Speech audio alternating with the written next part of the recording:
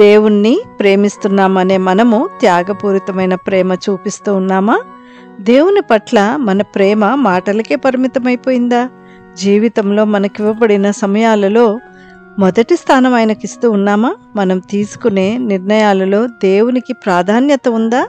మొదటి సమూయేలు గ్రంథం 2వ అధ్యాయము 30వ వచనంలో వ్రాయబడినట్లుగా, నన్ను గనపరచు వారిని నేను గనపరచుదును, నన్ను తృణీకరించువారు తృణీకారం పొందుదురు. ఒక వ్యక్తి తన జీవితంలో ఈ వాక్యాన్ని నిజం చేశాడు. ఆయన ఎలా దేవుణ్ణి గనపరిచి ఘనత నొందాడో తెలుసుకుందాం.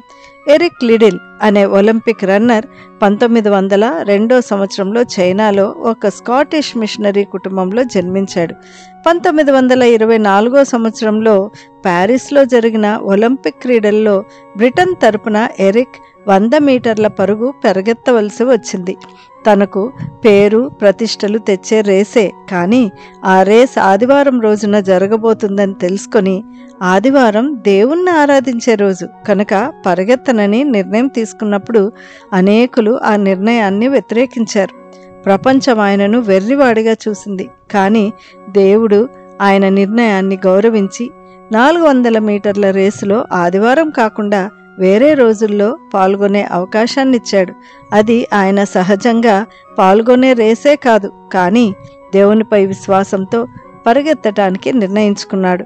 అంతలో ఒక వ్యక్తి, నన్ను గనపరచు వారిని నేను గనపరచుదును అన్న వాక్యముతో కూడిన చీటీని ఇవ్వగా విశ్వసించి ఆ రేసుని 47.6 సెకండ్లలో పరిగెత్తి గోల్డ్ మెడల్ సాధించాడు.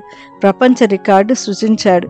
అయితేనేమి, తనకు కీర్తి ప్రతిష్టలు బహుమతులు ముఖ్యం కాదని రుజువు చేస్తూ 1925వ సంవత్సరంలో ఆయన చైనాకు తిరిగి వెళ్ళి మిషనరీగా సేవ చేయడం ప్రారంభించాడు.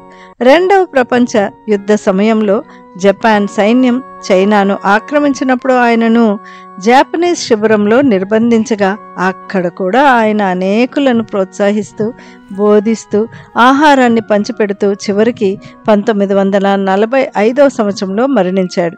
ఎరిక్ యొక్క విశ్వాసాన్ని ధైర్యమును 1981వ సంవత్సరంలో చారియట్స్ ఆఫ్ ఫైర్ అనే చలనచిత్రంగా రూపొందించబడింది. ఆ చలనచిత్రానికి ఆస్కార్ అవార్డు వచ్చింది. ఎరిక్ తన జీవితంలో పథకం కన్నా పరలోకమే గొప్పదని నిరూపించాడు. దేవునికే మహిమ కలుగునుగాక. ఆమెన్.